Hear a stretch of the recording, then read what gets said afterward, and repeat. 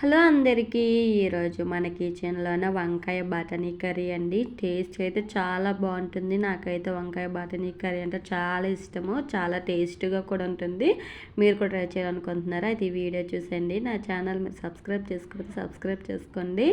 నేనైతే half cup బఠానీ నేను నైట్ నానబెట్టుకోనండి మార్నింగ్ కర్రీ చేసుకోవడానికి.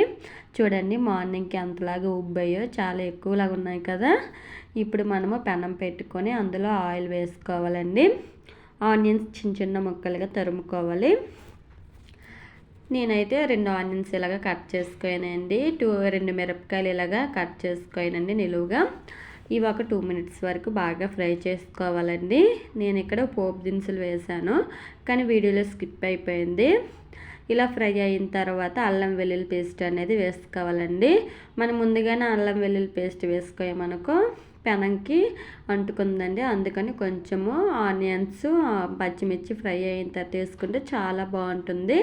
ఇవి బాగా వంకాయలు అండి, 2 వంకాయలు. ఇక్కడ మా క్వార్టర్స్లోన మాకు ఈ వీక్లీ మాకు రేషన్ ఇస్తారండి. ఈ వంకాయలు కూడా ఇచ్చారు.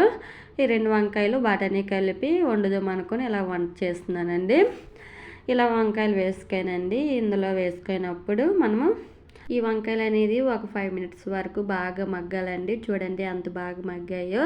ఇవి బాగా మెతుక్కోవాలండి. మనము ఇందులో ముందు అప్పుడే కూడా బఠానీ వేసుకోకూడదు. ఇవి బాగా మగ్గిన తర్వాత వేసుకోవాలి, లేకపోతే ముక్కలు అనేది వంకాయలు ఉండిపోతుంది. నాకైతే ఇలా నచ్చదండి. ఇలాగైతే మెత్తగా కొంచెం అయిన తర్వాత నచ్చుతుంది.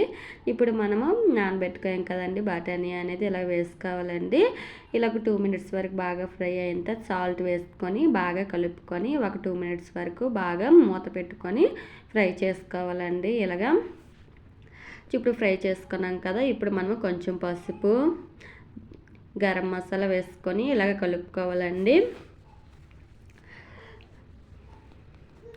ఇలా కలుపుకోం కదండి. ఇందులోనే మనము ధనియాల పౌడర్ అనేది మనం వేసుకోవాలి.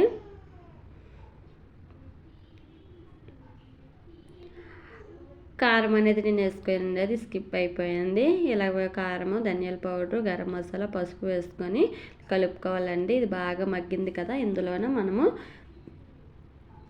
వాటర్ అనేది దానికి తగినట్టుగా వాటర్ అనేది వేసుకోవాలండి. ఇలాగ వేసుకొని చూడండి దగ్గర పడిపోయింది కర్రీ అనేది. వేడిగా వంకాయ బఠానీ కర్రీ అన్నంలోకి తింటే చాలా బాగుంటుంది. లాస్ట్లోనే ఇలా కొత్తిమీర వేసుకోనండి.